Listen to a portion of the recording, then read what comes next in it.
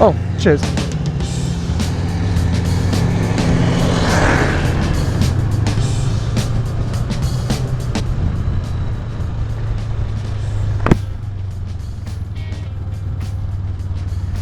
Hey guys, what's up? Welcome to a brand new motor vlog. I'm following a learner. This should be fun. Are both lanes open now? Both lanes are open, so I'm gonna go this way now. This road is like forever being like torn up and redone and sandblasted or whatever the hell he's doing. Looks like he's power washing it. Oh no, he's slicing it, so we're digging it up again apparently. When will it stop? Oh, I just ran on red.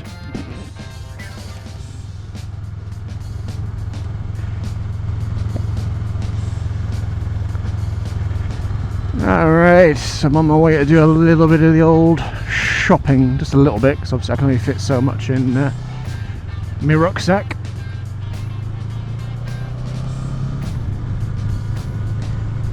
So yeah guys, a few things have happened. You may have noticed I'm on a slightly different looking bike. My insurance is finally moving forward against the BMW chap that drove into my motorcycle while it was parked at work.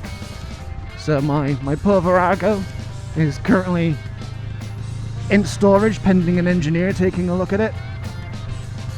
So I don't know at this point whether it's going to be a case of a repair and then come back to me. Most of the people I've spoken to say with it being cosmetic damage, it's most likely that they're going to turn around and say that it's going to be what they call Cat N over here, Cat N, which would be non-structural damage. So, you know, like a broken wing mirror, you know, that kind of thing. Just cosmetic stuff. So it potentially could affect the resale value of the bike, but I would get the bike back, minus the cost of salvage, which is usually like £300, £400, £500 maybe. So it depends really on what market value they offer for the bike, or salvage, as I understand it. So all the scenarios are pretty decent. As long as I get the bike back, that's all that matters. I can always fix it myself if it ends up being Cat N, with any of the spare money that comes to me. Quite happy to fix it myself, I guess.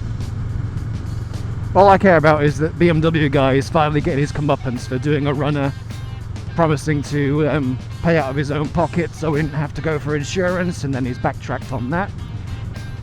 If you guys would like to see a full video about like everything that went down, if you want like the nitty-gritty details, do let me know, because I'd happily make a video exposing the chap and how he's acted and gone back on everything that he's said, and you know, generally being a dick. If you guys want a video about that, let me know, because I will certainly endeavour to do that. But for now, the long and the short of it is, I've got this hire bike, which costs his insurance 75 quid a day, while my bike is in storage with the insurance company. That's 25 quid a day. So all said and done, just at the moment, it's costing him £100 per day on his insurance. So his premiums are going to go through the roof. I'm just going to open this to get some air, because it's really warm in the UK right now. Like, summer is coming, boys. It's almost sun's out, guns out time. Still wearing all my gear though, because I'm not a moron. Like, each to their own, but like, dress for the slide, not the ride. It really makes me worry and cringe when I see people like in shorts and t-shirts doing, you know, 70 miles an hour, whatever. It's like, if you fall off, you're just going to be a meat crayon. It's going to be grim. It'd be like landing on a sanding machine. Ugh. But yeah, so far I'm quite enjoying this bike. It's a Honda Rebel 500, so they matched my bike as best they could. So it might have 35cc less than my bike, but at least for short journeys it's very comfortable, very fun, very light.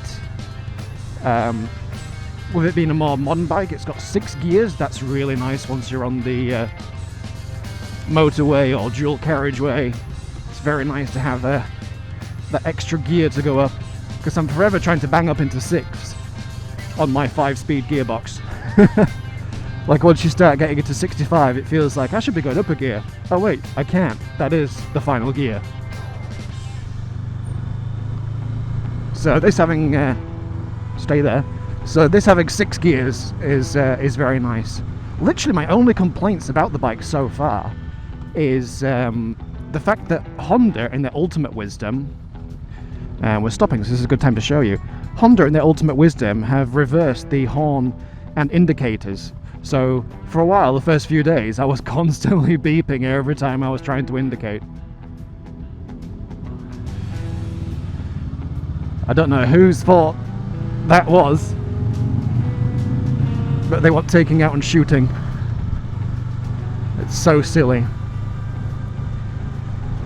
The seat is also not very comfortable for long drives. If I was to buy one of these, I would definitely, if I could afford to, which I don't, I can't. But if I was, I would obviously get the big brother, the 1100cc, and I would have to change the seat to be something more comfortable. Because after about an hour, this is not comfortable anymore, at least for me. Compared to like the half sofa that you get on the Virago. That seat is so comfortable for long periods of time. This one, not so much. I'd also have to change the exhaust, of course, to something a bit louder, a bit more presence. Because this thing is so quiet, like once you get to maybe 40 miles an hour, a bit of wind, you can't hear the exhaust anymore. No, I'm not quite gonna catch that light.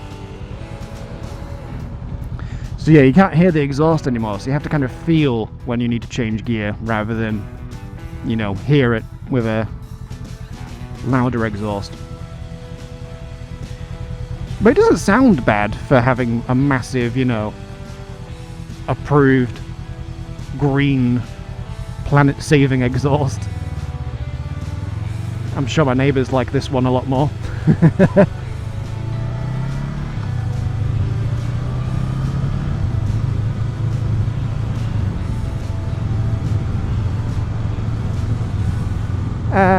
What else is interesting about the bike? Well, obviously with it being new, it's nice having a digital dash. I am looking forwards, I've just tilted my helmet so you can see the dash.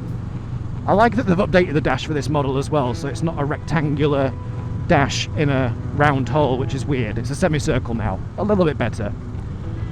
So it's nice to have a fuel gauge. Never had one, it's nice to have one. Every bike I've had has either been so old that they've not had one, or they're just not bothered on that particular model. So I've never had a fuel gauge. It's nice to have. I'd rather have a percentage though, rather than like a series of bars that just totally disappear. Like they don't particularly get smaller, they're half in size, so it's like each block is 100% and then you lose 50% from each block. It's like, well, if I've got one block left, I don't actually know how far that's going to take me. So I'd rather have an amount shown than a series of boxes. But again, it's nice to have.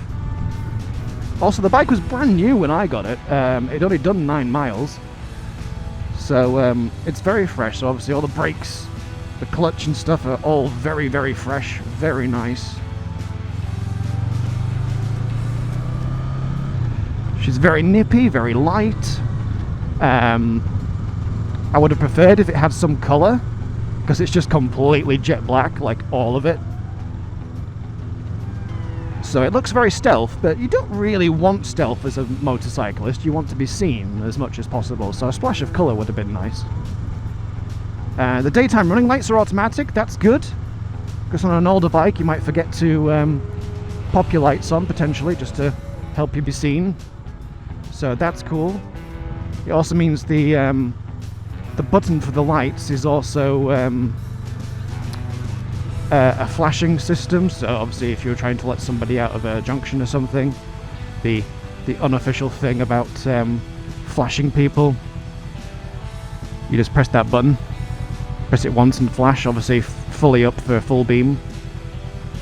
Having ABS and digital notifications for anything that needs checking or looking at, that's all nice. Just getting used to a modern bike, I guess. It's cool. Obviously I'd never be able to afford something this new or recent, but whatever my next bike ends up being one day, I won't mind some of these modern shenanigans. Like ABS and stuff's probably always a nice thing to have. But we'll have to see what I can afford, and it probably won't be something with ABS. But it'll still be another cruiser. I do like the riding position. I do like being low to the ground.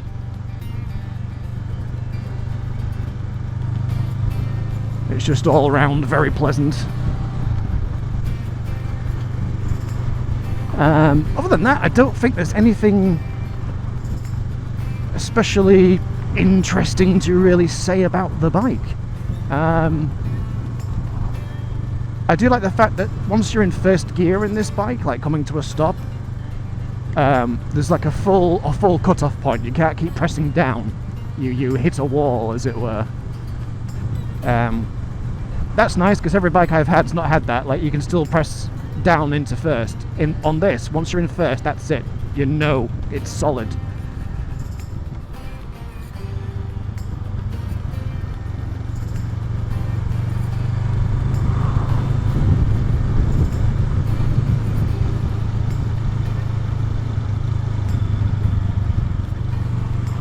And it might sound kind of corny, guys, but I have missed you all.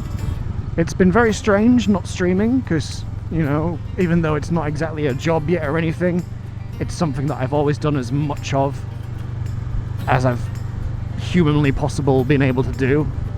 I do enjoy it a lot, but things that were going on in real life was kind of creeping into my streaming. So, like, if a game was being particularly bad or buggy or whatever, you know, I was getting way angrier than I would have normally been, and I didn't really like it.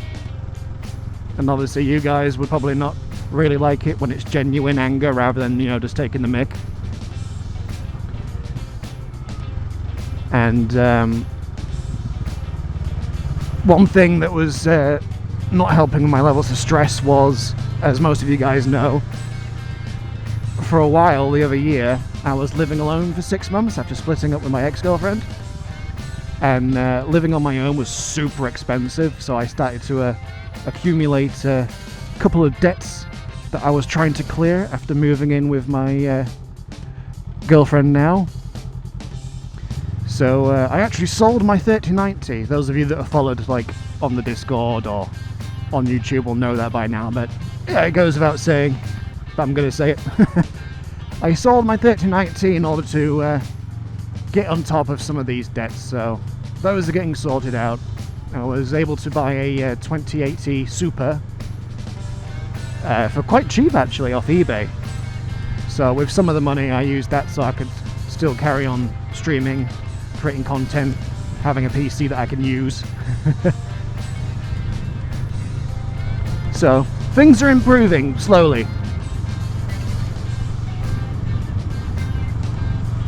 And speaking of things like money and stuff, I really appreciate you guys that have been staying members on the channel even though I was away for like 3 months. I did say to everybody, you know, I don't know when I'm going to be back. If you want to cancel, go ahead and do that. And nobody did. Nobody did, so that means a lot, guys. I really appreciate that. Whether it was intentional or you just forgot about it, I do appreciate that. I know some people have lost jobs since I've last seen them, so there's been a couple of people that have had to end the membership just while they get their stuff together, and that's fine, guys. Always look after number one. You know, I've got a job, I'll get by. Anything that's a bonus just goes straight back into the YouTube channel, so don't worry about how it'll affect me, because it'll pretty much make no difference to me. I'll be fine. I'll be getting by.